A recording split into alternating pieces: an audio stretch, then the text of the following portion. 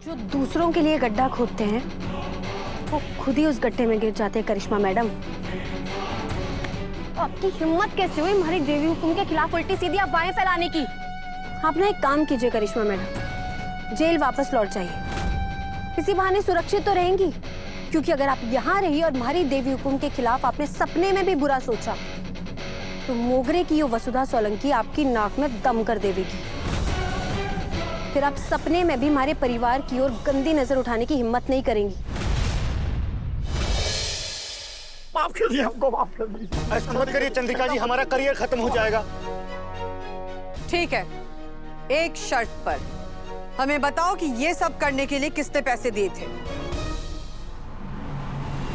सोच लो, किसी एक को बचाने के चक्कर में कहीं तुम सबकी जिंदगी बर्बाद ना हो जाए।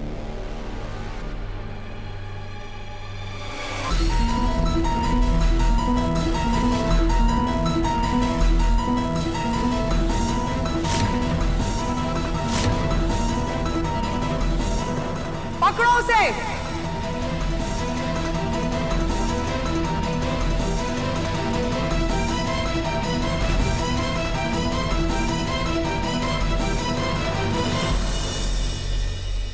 चुप चुप।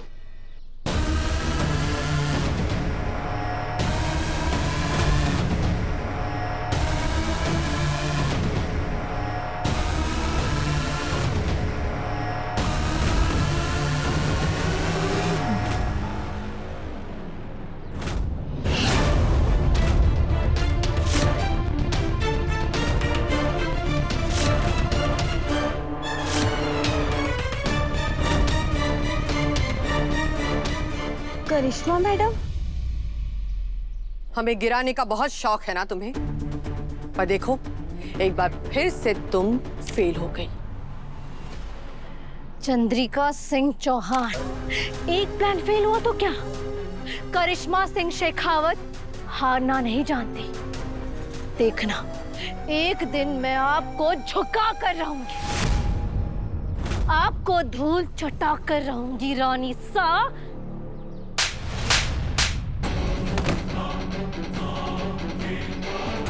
जो दूसरों के लिए गड्ढा खोदते हैं वो खुद ही उस गड्ढे में गिर जाते हैं करिश्मा मैडम। आपकी हिम्मत कैसे हुई हमारी देवी हुकुम के खिलाफ उल्टी सीधी अफवाहें फैलाने की? आप ना एक काम कीजिए करिश्मा मैडम, जेल वापस लौट जाइए। किसी बहाने सुरक्षित तो रहेंगी, क्योंकि अगर आप यहाँ रही और हमारी देवी हुकुम के खिलाफ आपने सपने में भी बुरा सोचा तो मोगरे की ये वसुधा सोलंकी आपकी नाक में दम कर देवेगी। फिर आप सपने में भी हमारे परिवार की ओर गंदी नजर उठाने की हिम्मत नहीं करेंगी। और आप लोग सब लोकतंत्र के चौथे स्तंभ कहलाते हैं। पूरे देश की जनता आप सब पे आंख बंद करके भरोसा करती है कि आप जो भी सच बताएंगे वो आईने की तरह साफ होगा। ऐसे भरोसा तोड़ोगे आप लोग देश की जनता का। और रही बात ब्रेकिंग न्यूज की, तो जरा वहां देखिए कैसे सास और बहू ने मिलकर एक गलत इंसान का पर्दाफाश किया है।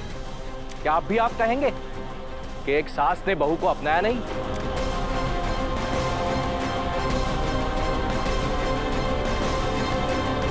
हमारे को भी आपसे कुछ कहना है रिपोर्टर जी। जी कहिए। आप सबने ऐसा क्यों लगा कि मैं इस घर की बहू नहीं नौकरानी हूँ? क्योंकि मैंने सादे कपड़े पहने थे, मैं घर का काम कर रही थी, इसीलिए आपने इतनी बड़ी खबर बना दी कि देवी हुकुम ने हमारे को अपनाया ही नहीं। अपनी गृहस्थी संभालना गलत है क्या? हमारी तो परवरिश ही ऐसे हुई है, सादगी से रहना, मेहमानों की आओ भगत करना, घर के काम करना, तुम्हारी परवरिश का ही हिस्सा है। और मैं अपने सासरे में अपनी यही परवरिश साथ लेकर आई हूँ। माफी मांगने की जरूरत देवी हुकुम ने ना है, उल्टा आप सबने माफी मांगनी चाहिए हमारी देवी हुकुम से भी और पूरे परिवार से भी।